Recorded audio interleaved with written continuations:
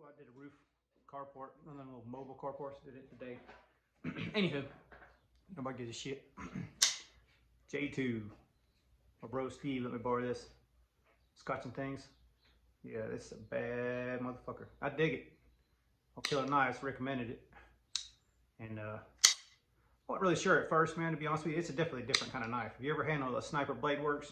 The way that's kind of, I don't know, people call them pistol grips. I don't know, I don't really see the pistol grip part of it, but the curved handles, like if you into the curved handles knife, it's a cool knife, man. I dig it. And there's a lot of similarities between it and like the Medford AR. And I said that as much to Killer Knives, and he's like, nah, dude, it's all in-house strider. So I'll take his word for it. I don't know the difference. I just know that there's a lot of similarities. So it has a feel. It could be a Medford. You know, that's pretty much how I look at it. Like, if you didn't know the difference, you could have think it was Medford, put it that way. You know, I ain't a review channel, so I ain't really reviewing it. I'm just letting y'all know my experiences with it thus far, okay? It does have a little lock stick. You can hear it right there. But you see how I do with my lock bar. I don't push it with my thumb, like, you know, let's see, turn around. I don't push with my thumb like a lot of people do with lima locks, whatnot, smaller knives. I get 2 fingers in there. I think Medford calls it the claw. I claw that bitch. This is what I always have done. It's just big hands like that access, you know, just like the sawtooth here. All right, that's it. That's all I'm gonna say. Like, so far, I mean, it needs an edge. You know, it's Steve's knife. It's not my knife. You know, Steve, if you want to make it my knife, we could probably work something out. I'm just saying, you know. But the wife did say, hey, if you trade for that knife, it counts as a 40 days. So, I don't know, we're kind of in a pickle here, man. We'll work it out. We'll figure something out, right? All right, if you want. Like, but it's a cool knife. Oh yeah, this is a 154 CM too. Let's just say that. I ain't got my glasses on, can't see shit, but I'll hold it up so y'all can see it. I think it says somewhere on there. It's 154 CM. And been a while since I had a good quality 154 CM knife, and I dig it, man. This shit's toothy as hell. You just drop it, it comes right back toothy. I dig it. Overall, like, I would recommend. So if you're into that big knife thing and want to check something else out, oh, let's do a quick size comparison, because even Steve didn't realize how big it was, or how big the sawtooth was, I'm sorry, compared to like the J2. And I posted a picture the other day on Instagram. He's like, damn, I didn't realize the sawtooth was that big. I'm like, yeah, dude, it's a big knife. So you can see them pretty much side by side there. It's got more, it's taller than a sawtooth, but it's got that deep belly. So like, if you're used to a sawtooth, you know, you can use this back side of this edge right here, you know, cutting to. Just, that's what this one's like. It's just a more, you know, more curvy. You know what the fuck I'm talking about. I ain't gonna explain it no more. Last week, I was talking about lapping that Benchmade, and the guy who actually sold me the knife was surprised that I had issues. And I don't know, it could have happened in shipping, I don't know, but ever since I had that knife, it was like a little bound up. So like, it always had like, you could just kind of free spin it a little bit, and then it kind of feel it get snug and kind of work its way out. So I lapped that one. I told y'all last week I lapped it, and I lapped it with some industrial lapping compound. It's 2-piece. You got to mix it together, kind of like an epoxy kind of thing, but you just mix it together. So I had pretty good luck with that one. So I figured, fuck it, I'll try this one. And I did do this sawtooth here, and you can see it. I mean, it's still a sawtooth, but it improved the action on this one. This is one of the ones that I had stone washed the blade, and you can probably see already that it's fading right here because my greasy ass paws are always fucking with it. So I had to actually stone in here to get some of the acid stone washed out of the way of the detent track and the pivot washers, whatever you want to call them, because I didn't mask it good enough. I think I told you all that last video. So this lapping compound pretty much took care of all that shit. Like, it smoothed everything out real good. The deal was, it's aggressive as fuck. Like, it's some really aggressive compound. And so much, it just flattened the detent. Like, literally flattened it. This one was actually no problem at all, because what I did was just, you know, like, I hate to keep putting the shit up and down. And you see how it's drilled all the way through? I don't know if you can see it or not. Fuck it, I'll just try the best I can. Anyway, detent hole's drilled all the way through. So I just stuck a pin in, pushed it through, I got it out, and just turned the flat upside down so the flat's facing inwards, and I was able to, you know, drive her back home, if you will. Kind of a wrong way of doing it, but it actually has a lot more detent, and it's because it's kind of snappier on the deploy, but like front finger flip is, oh, so hard now because the detent's a little stronger. Give and take, right? It's like with everything. But I want to show you this because this will show you how aggressive it was. So anyway, I did this one first, and I thought the results came out good. So I figured I'll try the Spartan Harsey because it's DLC, and I should have brought the blade, but I didn't. Hang on. I did bring the lot side to show you all the detent. Oh, motherfucker, I just kicked the shit out of the camera. Oh, fucking bullshit. We all professional around here, ain't we? Yeah, y'all don't expect professional. You ain't getting it around here now, so don't worry about it. So this, I'll just show you the, so you can't really see any difference in the lapping here, but on the blade itself, it was DLC'd. It took all the DLC right off, smoothed everything over. Worked awesome. But the detent, let's see, where the fuck is the camera on this one? There you go. I don't know if you can tell how flat that shit is. Can you see how flat it is? Does it even show up?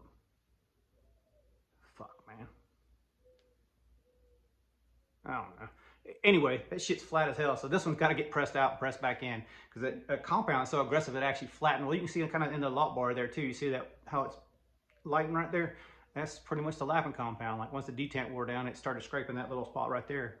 And it didn't take no time at all. I probably lapped it for 5 minutes, maybe.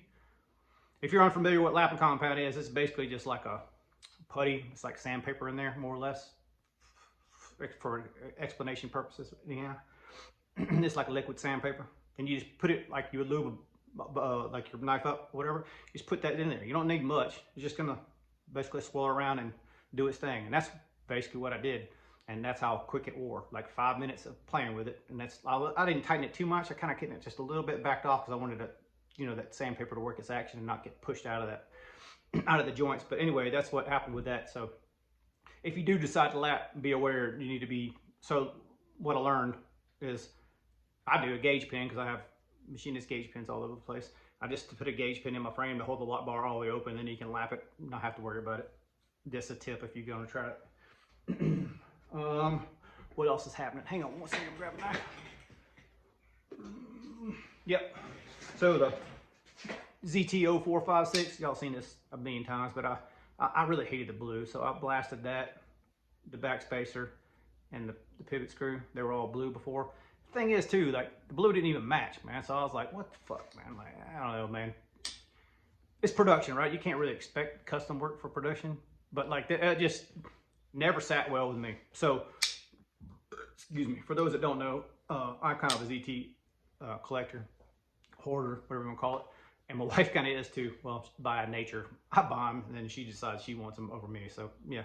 But this is one of the ones that I actually bought twice because she said, no, I want that one. I was like, well, fuck it, I'm buying me another one then. So, hers is still blue, mine ain't. But Mitchell Bowling, he made a comment on the Instagram the other day, and he's got a YouTube channel too. Y'all, that's worth checking out.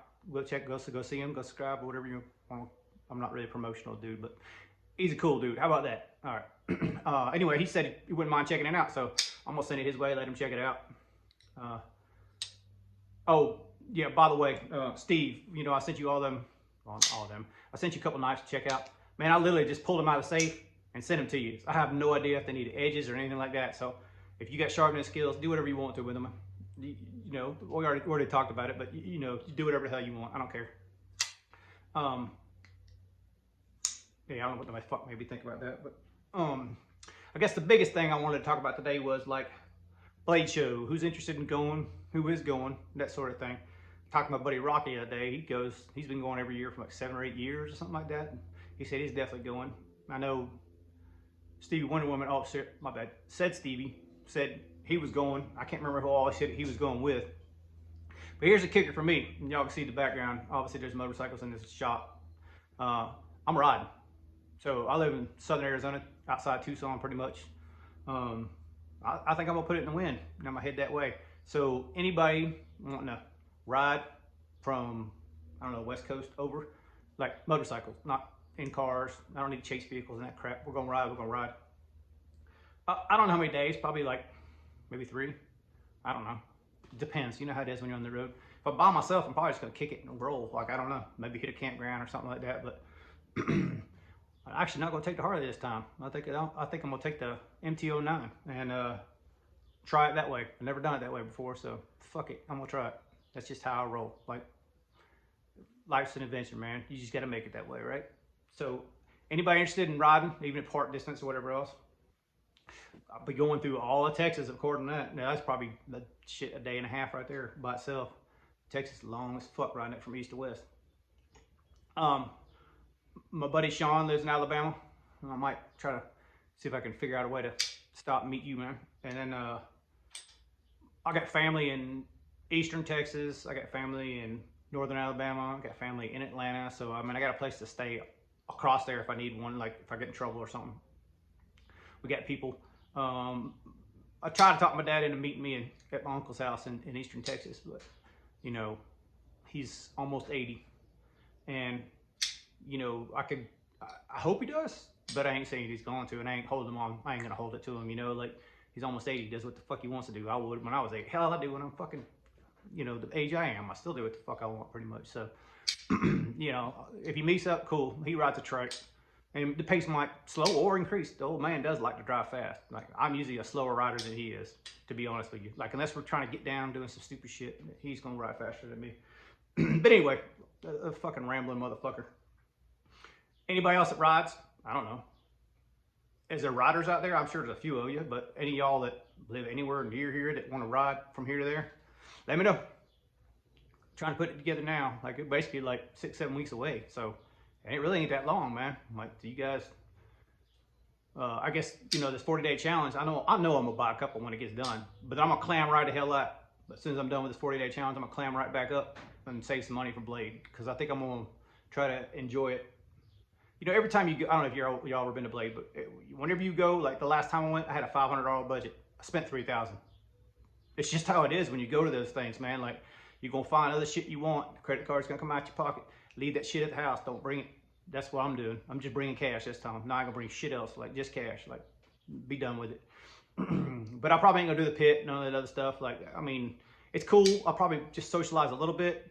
And I might hang out for like a half a second. But man, I got family there, man. I'm definitely hanging with my pop, you know. Like, and I don't know how long I'm gonna hang out, you know, Blade show wise. My brother got me hooked up on tickets, or I think he does anyhow. So I might even have the early pass. I don't even know. So Friday is a definite. I'm definitely shooting for Friday, and probably go back for Saturday. But I don't know if I'm gonna spend all day there Saturday or not. Just kind of depends, I guess. You know. Anyway, y'all holler at me. Y'all be cool. See you next week. Later.